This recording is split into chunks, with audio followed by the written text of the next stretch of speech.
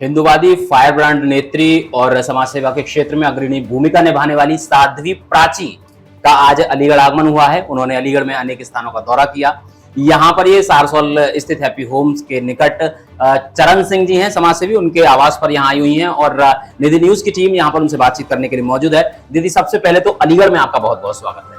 धन्यवाद दीदी, इस समय जो हाल में जो कश्मीर में जो हमला हुआ है, आतंकवादियों द्वारा एक नृशंस घटना को अंजाम दिया गया है, उस घटना को आप किस दृष्टिकोण से देखती हैं और सरकार से आप क्या अपील करती हैं? देखिए, पहलगांव की जो घटना हुई है वो बहुत दर्दनाक घटना हुई, क्योंकि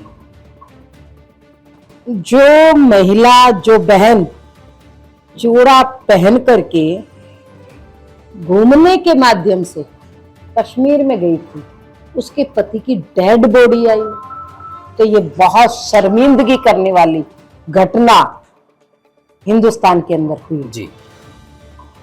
मैं समझती हूँ अगर यही घटना जी किसी सिख के साथ हो जाती, पारसी के साथ हो जाती, और या फिर खुल्लम खुल्ला आपके चैनल पे कहती हूँ जी, अगर किसी मुस्लिम के साथ हो जाती तो मेरे भाई पूरे विश्व में हाहाकार मच जाता जी।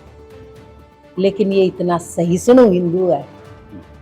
22 अप्रैल की घटना और आज तक बेचारा इंतजार में बैठा है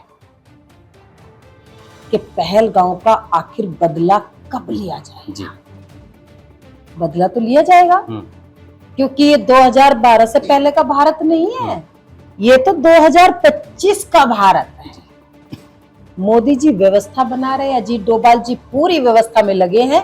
आज भी अजीत डोभाल जी दोपहर में पीएम मोदी जी से मिलकर के आए, आधा एक घंटे की मीटिंग हुई, तो वो अपनी व्यवस्था में लगे हैं। लेकिन उस दिन का इंतजार है जिस दिन पाकिस्तान को नेस्त नाबूद करते हुए देखना चाहिए। अच्छा, हाल में जो चर्चाएं चल रही हैं, एक चर्चा आई थी कि भारत की सरकार के द्वारा पाकिस्तान की सुविधाओं को बंद किया जा रहा है, जैसे कि वहां के नागरिकों को, पाकिस्तान के नागरिकों को वापस पाकिस्तान भेजी जाने की योजना है, सिंधु नदी का जल रोके जाने की योजना है। लेकिन हाल में अभी जो शंकराचार्य अभिमुक्तेश्वर जी महाराज हैं, उनका ये बयान आया है कि सिंधु नदी एक नदी नहीं है बल्कि महानद है और इस महानद का जल किसी स्थिति में रोका ही नहीं जा सकता। इस जल को रोकने के लिए तो तकरीबन 20 वर्ष का समय लग जाएगा। देश के शंकराचार्य का ये बयान है। देखिए, मैं सभी शंकराचार्यों का बहुत सम्मान करती हूँ, नमन करती हूँ, क्योंकि मेरे पास कुछ नहीं, जो कुछ भी मैं बोलती संतों का आशीर्वाद। लेकिन जब मामला देश का आए और इस तरह की बयानबाजी हो तो मेरा खून खोल जाता है। ऐसी गद्दी पर बैठ करके और ये बचकानी हरकतें करना मुझे बड़ी शर्मिंदगी महसूस हुई। अरे, क्या कभी इन शंकराचार्य महाराज ने कभी कुरान पर एक शब्द बोलने की औकात दिखाई है? मेरे हिंदुस्तान के अंदर 28-30 लोगों का कत्ले आम हुआ, पूरा विश्व में इस बात की घटना की निंदा हो रही है, लेकिन अभी मुक्तेश्वरानंद जी राजनीतिक रोटियां सेकने से बाज नहीं आते जी।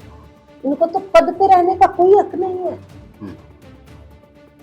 खाली कांग्रेस की चमचागिरी करना, ऐसे ऊंचे पद पे बैठ करके ये शोभा नहीं देता।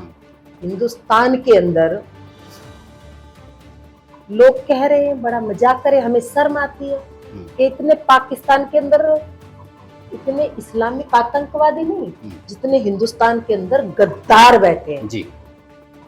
और मैं सच कहती हूँ, जब लोग इनका नाम लेते मुझे शर्मिंदगी महसूस होती, क्योंकि मैंने भगवा धारण जी, मैं इससे ज्यादा कुछ नहीं कहूँ। अच्छा, एक बात और सामने आती है कई बार, चूंकि आप भी एक संत हैं और जब संतों की बात होती है तो बात चलती है मध्य प्रदेश के जो बाबा बागेश्वर हैं। हाल में अभिमुक्तेश्वर जी महाराज का बयान ये भी आया था कि जब बागेश्वर महाराज इतने चमत्कार दिखाते हैं, पर्चियां निकालते हैं, तो वो आतंकवादियों की पर्चियां क्यों नहीं निकालते जिन्होंने पुलवामा में अटैक किया है, जिन्होंने इससे पहले जो अटैक किए थे, उनकी पर्चियां क्यों नहीं निकालते? ये तो जाके बाबा बागेश्वर जी से पूछ लेना, मीडिया में बयान देने की क्या जरूरत है। जी इसका मतलब है शंकराचार्य सुर्खियों में बने रहना चाहते। जी। बाबा से बात कर लेना, हम्म, बाबा के तो बच्चे की उम्र के हैं। हाँ जी। अभी मुक्तेश्वरानंद जी के बच्चे की उम्र है।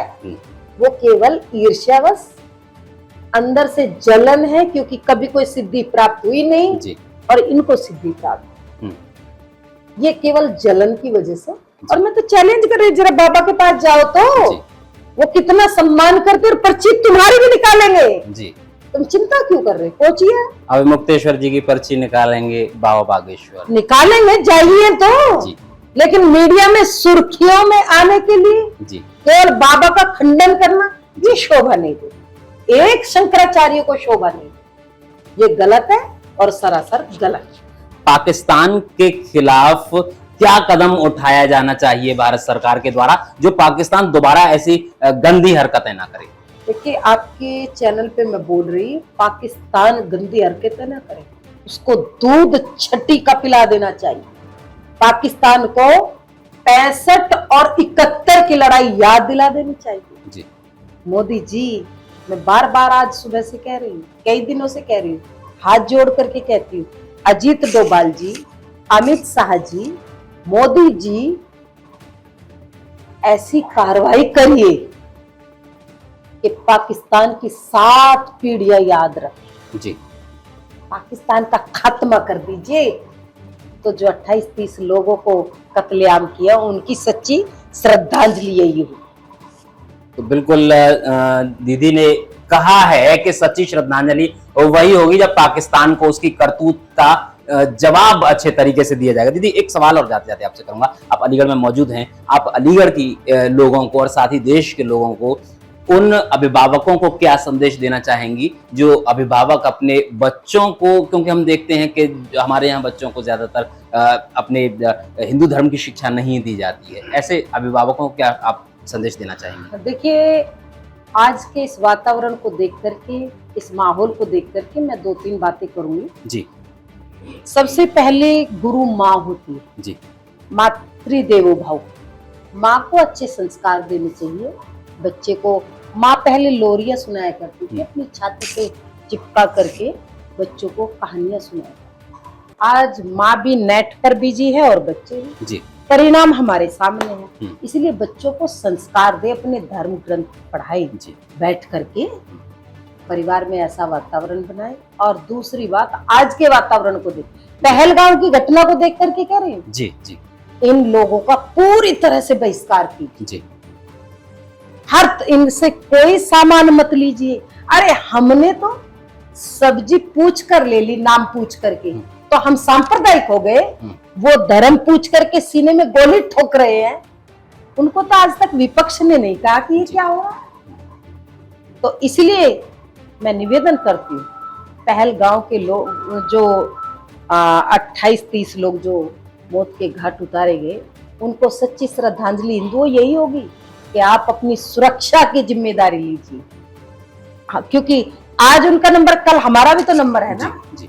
किसका कहाँ नंबर है किसी को नहीं पता है। और इनके ये जो इस्लामिक आतंकवाद पूरे विश्व के अंदर जो फैल रहा है, कहाँ कौन सी घटना हो जाएगी। तो हम अपनी सुरक्षा की जिम्मेदारी खुद लें। एक हाथ में माला है तो दूसरे में भाला। जी। मैं इशारे में बात करी, नहीं तो मीडिया कहेगी साधु प्राची का विवादित जी, बयान। जी, जी। ये जरूरी है जी। और इनका पूरी तरह से बहिष्कार करना जी, ये जरूरी।